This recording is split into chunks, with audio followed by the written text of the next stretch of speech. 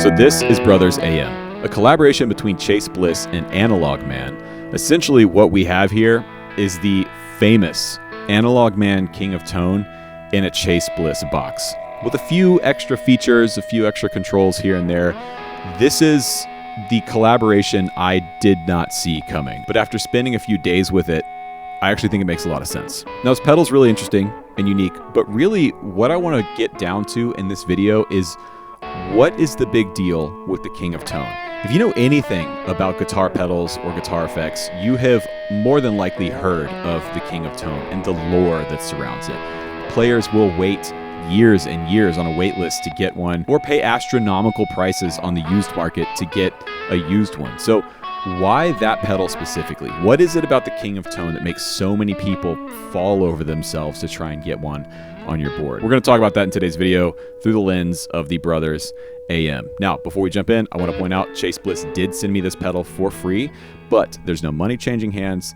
This is not a sponsored video. They actually did not ask for a video. They don't know that I'm making this video. And as such, I'm going to share my honest and open opinions about this pedal like I always do. This channel is supported, however, by my video courses. You can find a link to all of them in the description box below. And right now we're running a special sale on Fretboard Fundamentals Ultimate Edition. This is my flagship course. Everything you need to know about music theory, how to apply it to the fretboard, all that information is in the description box.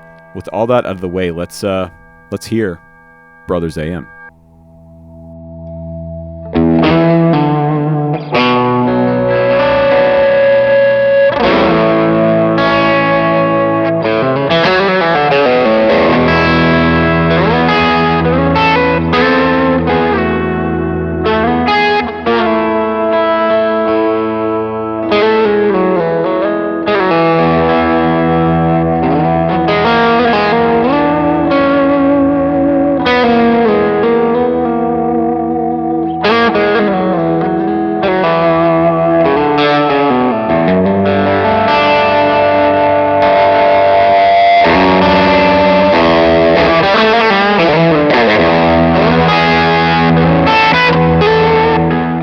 What's up with the King of Tone, man? What answer do you want? Funny to think about it off the back of these tariffs, because it's like it's another like economics lesson. Short, easy answers. Cool pedal. It should be one of the most respected and it should be one of the most understood pedals of all time, just for what it is. I mean, Analog Man dropped it around 2003. It's a variant modification to the Marshall Bluesbreaker, the black box. No one had ever done that. I mean, this is before John Mayer continued. You know, this is back in the day, and it was an alternative to the Tube Screamer into like the big heat of boutique, like the big important time of pedals are changing. And the most interesting thing about the King of Tone in that respect is how it has not changed. The way he does it has not changed. You can call him stubborn, you can call him whatever. He has a principle there that he enjoys building them a certain way, and he's stuck to it. And I think for whatever reason, I think that's cool. You know, there's definitely frustrations in it. Like if you want to go get one, what's the wait list? 3 years? No, dude. I think it's almost 8 years now. I mean, yeah, that feels insane. Why would you wait 8 years on an overdrive and someone says it's better? That does feel insane. Like, is there a better? How many people I've seen got one and sold it, right? Because then the love of it is far outweighed by the worth of it. So it gets itself into this weird category with pedals that I actually think it surpasses the Klon in a category of what you would call like scarcity driving supply and demand. So basic supply demand is there's a demand and there should be a supply to meet the demand, but in this case there is not. And that's like basic economics 101.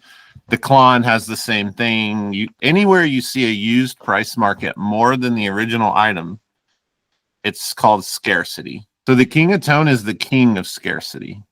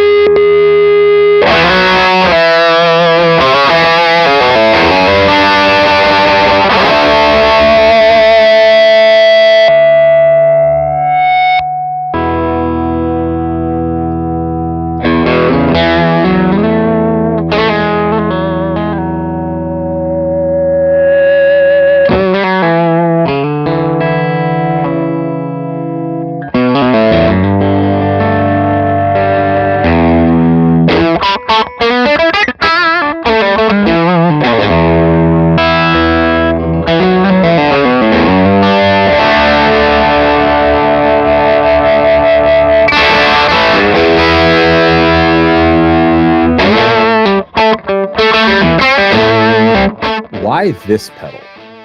Of all the pedals out there in the history, why is this one the golden ticket, so to speak? It's scarcity drives FOMO, and FOMO makes people feel that they don't have something that would fix their life, and then they go spend absurd money. I think it's Pappy Van Winkle. It's Leica. It's I have to have an M11D Leica. I have to have a Rolex. Just I think that's all it is. I don't want to like simplify it because it's actually fascinating and amazing, like how that works. But there's no other good answer.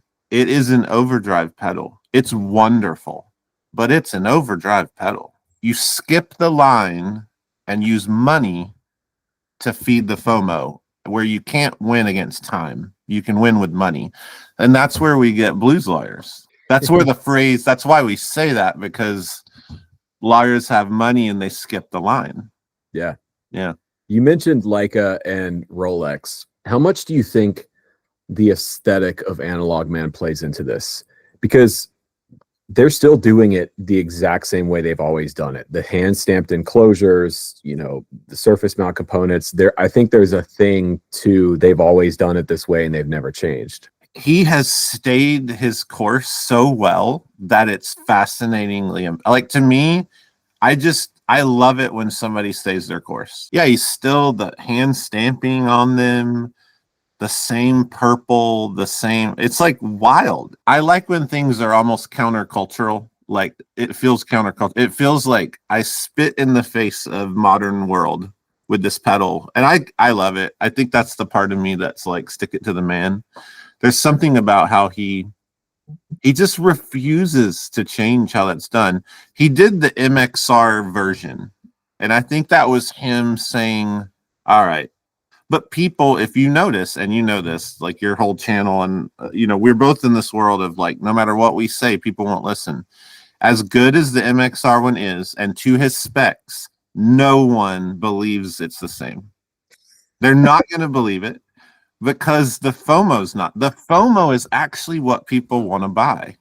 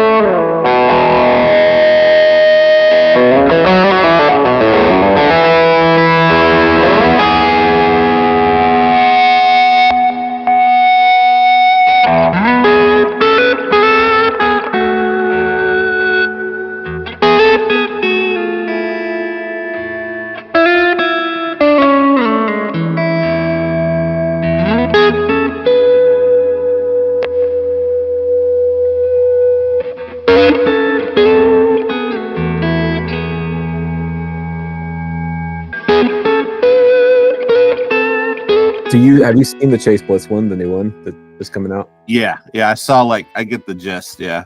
What do you think about it? Because, you know, we'll see what happens when this comes out, and I'm wondering what it's going to do to the secondary market. But based off of what you just said, I don't think it's going to do anything to the.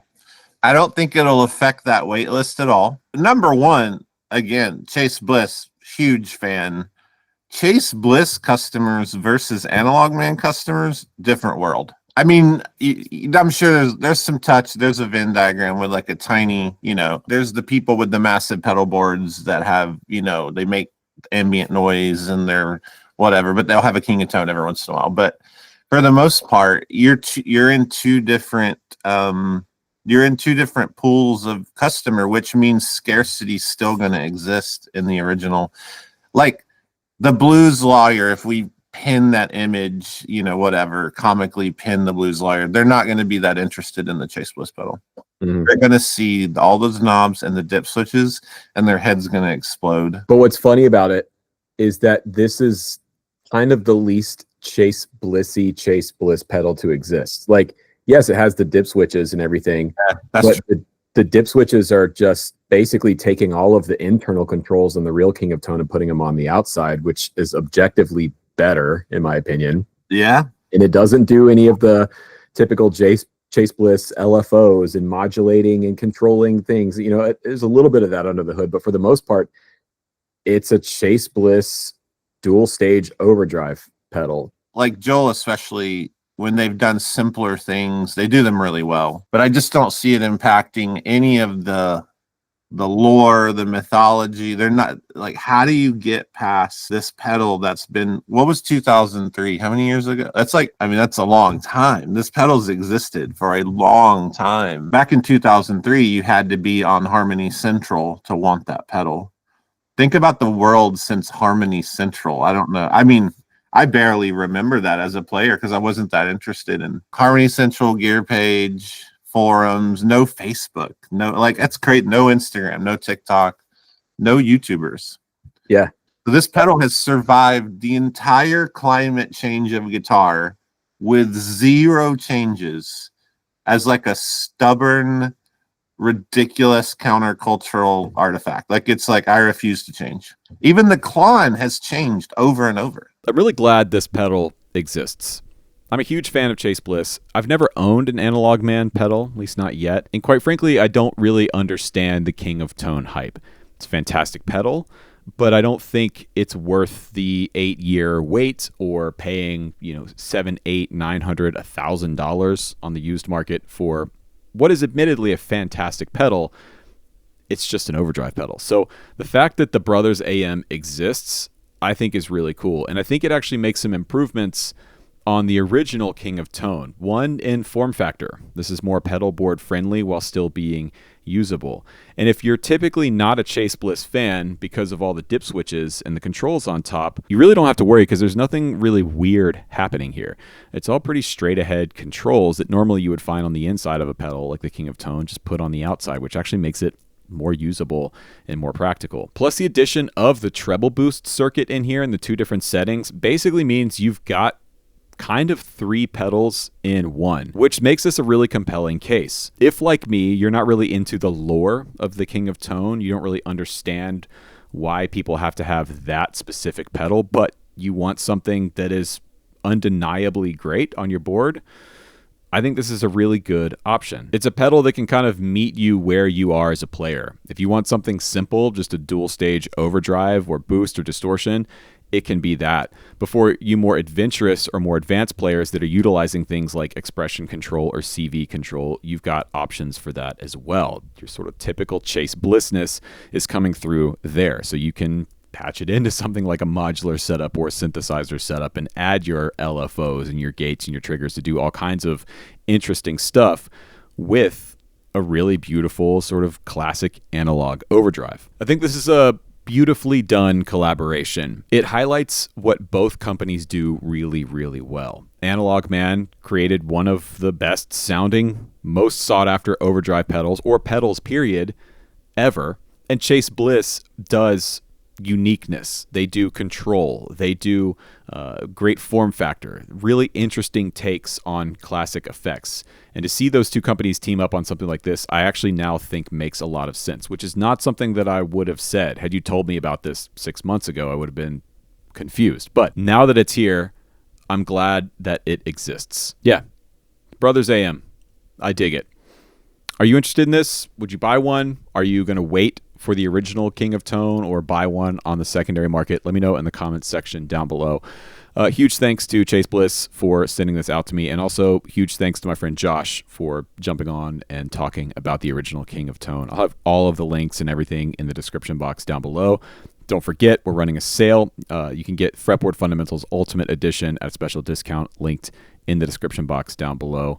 While you're down there, please subscribe. Still, over half of the audience who watches this channel on a normal basis isn't subscribed, so just click that little red button while you're down there. My name is Rhett Shull. Thank you so much for watching. I'll catch you on the next one.